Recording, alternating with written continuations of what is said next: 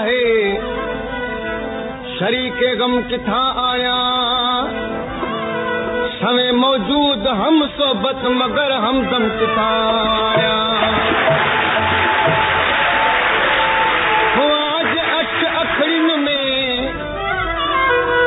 आज अश्क अखड़िन में कैम नजरानो दिल बर जो उन्हें हुदे न थोड़ी जे तपो कुलसम किथां आया खुदाया तुझी दुनिया में ॿुधण वारो बि को कोन्हे किथां आया ऐं दिल जे राज़ जो महरम किथां आया